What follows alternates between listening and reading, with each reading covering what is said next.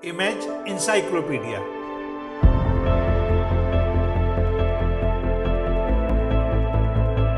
जानकारियों और जिज्ञासाओं की अद्भुत दुनिया।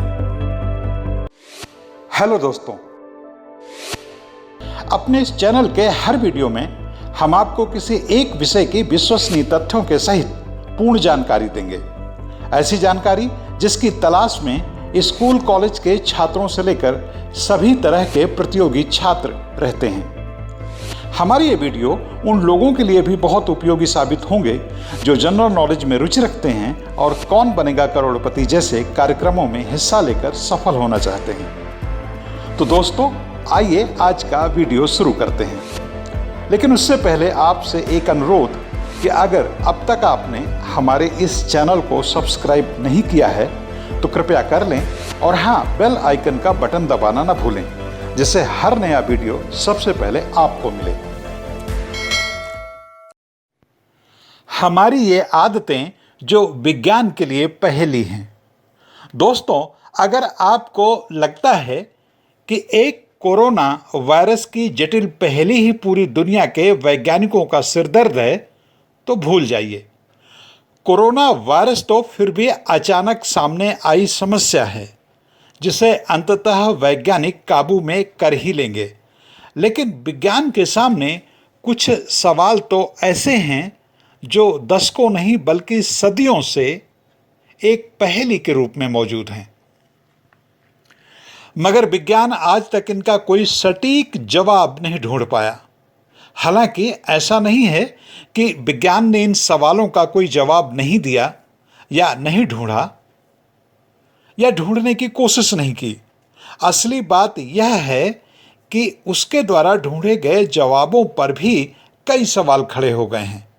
यानी इन सवालों का ऐसा सटीक जवाब नहीं मिला जिसके बाद कोई और सवाल न पैदा होता। आप सोचते होंगे मैं सवाल तो बता नहीं रहा, पहेलियां बुझा रहा हूं। तो आइए अब सीधे सवालों पर चलते हैं। पहला सवाल यह है कि आखिर चुंबन में कौन सा वह जादू होता है जो हमें खुशी से लबरेज कर देता है। मालूम हो कि दुनिया की सभी संस्कृतियों में चुंबन नहीं लिया जाता, अतः यह नहीं कह सकते कि यह एक जैविक गतिविधि है। यह तय है कि हमारे होंठ शरीर के संवेदनशील हिस्सों में से एक हैं। यहां से कई तंत्रिकाएं मस्तिष्क के आनंद दिलाने वाले केंद्र से जुड़ी होती हैं। हमारे पुरखे बच्चों को मुंह से खाना शायद इसीलिए खिलाया करते थे ताकि वे उनसे जुड़ाव महसूस कर सकें और थूक का आदान प्रदान हो, जिससे कि आनंद की अनुभूति मिले। एक विचार यह भी है कि हमारे पूर्वज पके हुए लाल फलों की ओर काफी आकर्षित रहते थे। शायद यहीं से होठों के प्रति उनका आकर्षण और लगाव पैदा हुआ हो, जो कि बाद में यौन साथी को पाने का प्रयास भी बना। बहरहाल, साइंस जो इस संबंध में बताती है वह यह है कि चुंबन के द्वारा तनाव पैदा करने वाले रसायन कार्टिसोल का स्तर गिरता है, यानी वह कम होता है, जबकि आकर्षण पैदा करने वाले हार्मोन ऑक्सीटोसिन का स्तर बढ़ता है। विज्ञान इसी निष्कर्ष की बदौलत हमें चुंबन के जादू को समझाने की कोशिश करता है। लेकिन विज्ञान के पास जिस सवाल का जवाब नहीं है, माफ करें, लेकिन विज्ञान के पास इस सवाल का जवाब नहीं है कि जिन संस्कृतियों में चुंबन नहीं लिया जाता उनमें यह दैहिक बेचैनी क्यों नहीं पैदा होती और वे लोग दूसरों को देखकर भी चुंबन के प्रति आकर्षित क्यों नहीं होते। ऐसा ही एक दूसरा सवाल है कि हम आखिर शर्माते क्यों हैं। शर्माना इंसान का बेहद खास और एक अनोखा गुण है। तंत्रिका वैज्ञानिक कहते हैं कि महिलाएं पुरुषों के मुकाबले ज्यादा शर्माती हैं। वे शर्माने को अपनी वफादारी और विश्वसनीयता की तरह पेश करती हैं। लेकिन शर्माना महज एक मौन अभिव्यक्ति भर नहीं है, यह एक वाचाल अभिव्यक्ति भी है। शर्माना उतना ही क्रियाशील है जितना डरना और उत्तेजित होना। अगर शर्माने की बॉडी लैंग्वेज आपको आती है तो आप शर्मा कर अपनी पूरी कहानी कह सकते हैं। महिलाएं आमतौर पर शर्माने की बॉडी लैंग्वेज, जिसे हम शर्माने की अदा कहते हैं, पुरुषों से कई गुना बेहतर जानती हैं। इसलिए वह शर्माने की इस अदा से पुरुषों के सैकड़ों सवालों के जवाब दे देती हैं। लेकिन हैरानी की बात यह है कि शर्माने की यह अदा हर महिला में हो, ऐसा अनिवार्य नहीं है। यह कोई वैज्ञानिक नियम भी नहीं है। बहुत महिलाएं हैं जो बिल्कुल नहीं शर्माती और बहुत ऐसी महिलाएं हैं जो किसी भी बात पर शर्मा जाती हैं। सवाल है, आखिर वह क्या चीज है जो अगर हम में होती है तो हम शर्माते हैं और नहीं होती तो हम नहीं शर्माते।